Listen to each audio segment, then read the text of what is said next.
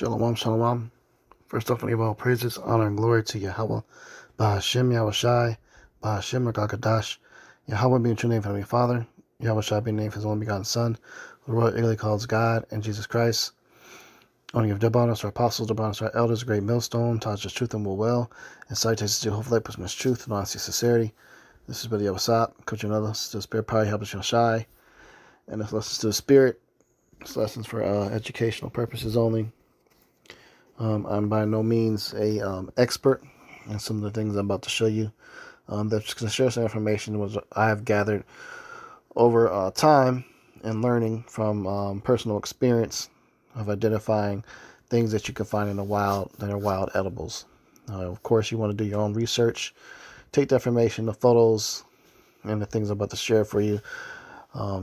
Take it yourself and research yourself and compare it to books and knowledge to also back up everything that I've basically told you, so you can be safe.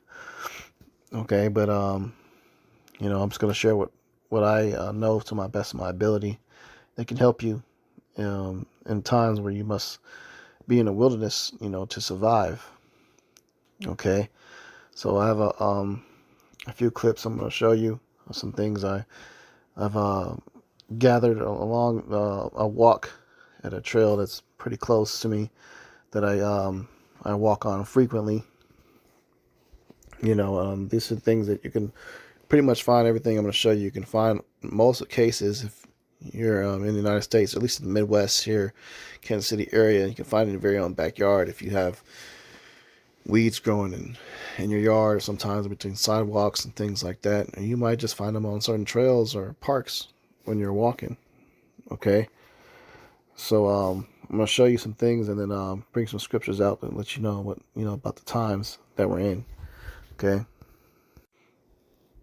let's start with a precept. This is Ezekiel 34:24. It says, "And I, the Lord, your Yahweh, will be their God, and my servant David a prince among them. I, Yahweh, have spoken it. And I will make with them a covenant of peace, and I will cause the evil beasts to cease out of the land, and they shall dwell safely in the wilderness and sleep in the woods." Okay, so this is a time period where this happened during the time of King David, but it's going to come back again. Okay, that covenant of peace is having this knowledge, an understanding of this truth, knowing the truth.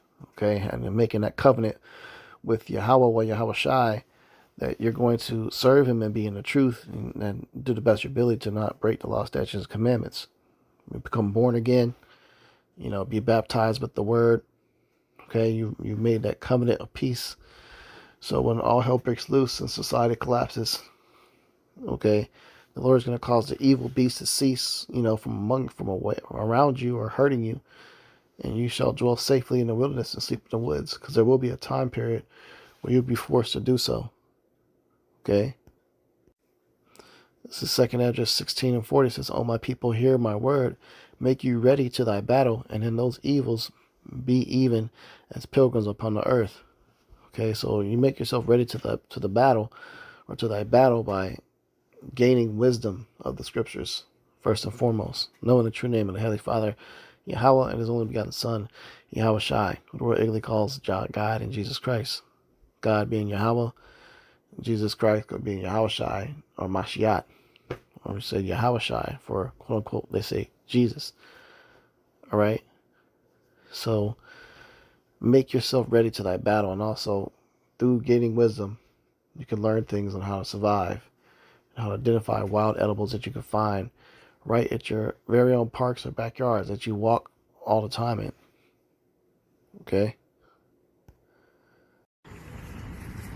This is lamb's quarters, also known as wild spinach. It's actually way more nutritious than your average store-bought spinach or farm-raised spinach. It's really good for you. Another one that a lot of people don't know you could eat is clover. This is white clover. All you gotta do is boil it. As you can see, there's plenty of them there as well. Those are edible. All right, here's another one, common weed off the path. This is yellow wood sorrel. It actually tastes like green grapes. It's really good. You can eat that raw too. Tons of vitamins and nutrients in this. Okay, See the leaves on there? Kind of look like clover a little bit. The 4-leaf clovers. Yep. Yellow wood sorrel. Real good for you. Tastes good too. Everybody's seen these. These are dandelions. This actually was brought to the United States as a vegetable. Okay, so now they consider like invasive, like a weed. People spray Roundup every year, but it has so much nutrition in it, it's amazing.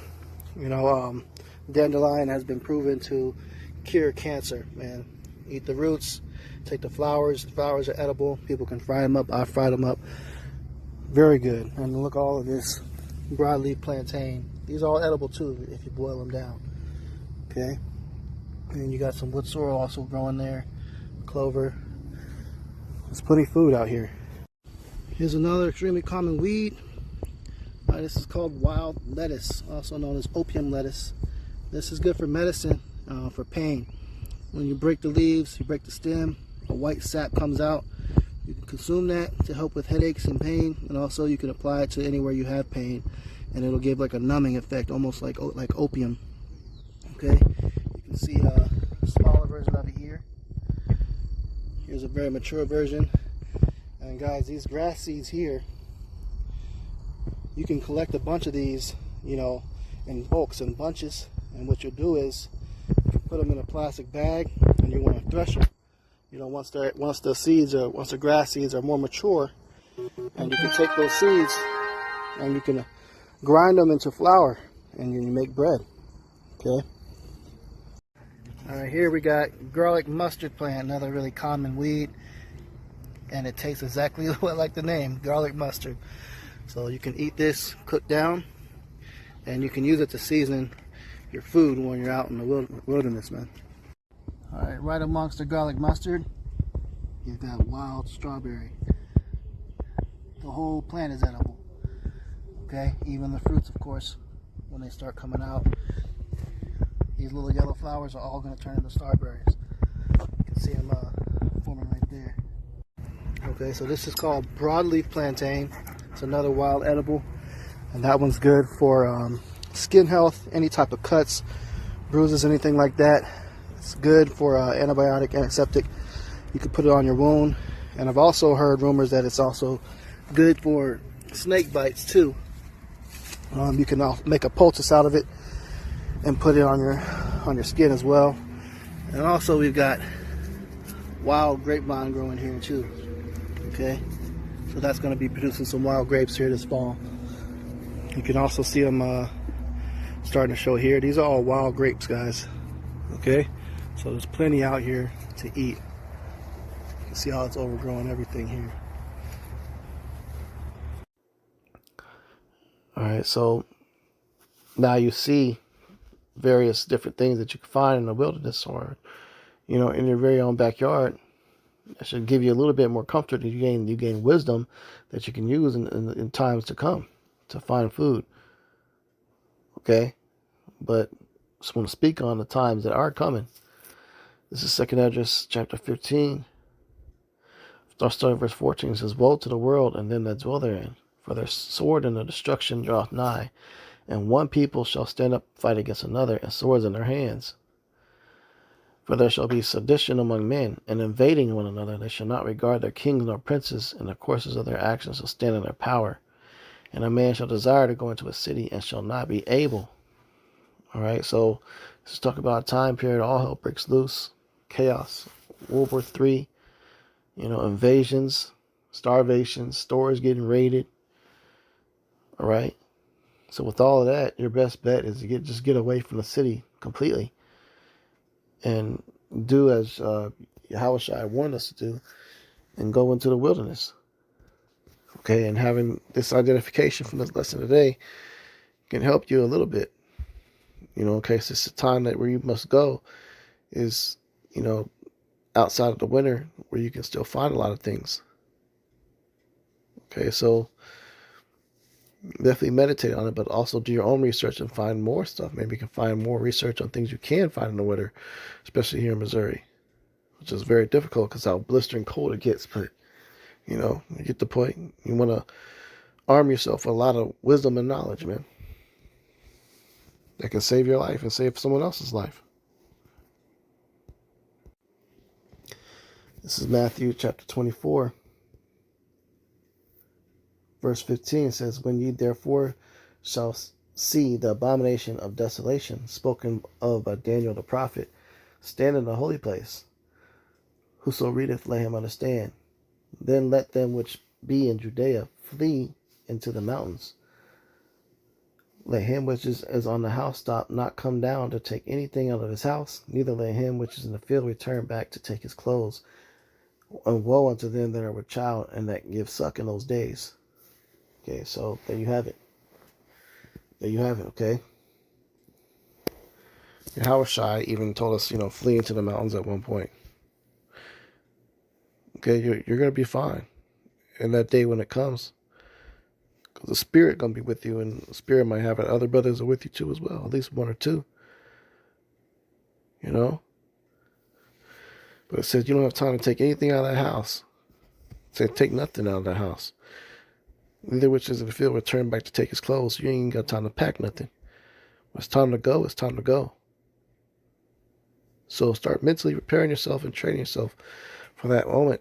The Lord could send all sorts of signs something is coming, and may physically send an angel in your presence to let you know what's up. Okay, but the Lord knows when he's ready to make his move, and he's surely about to do it very soon, man.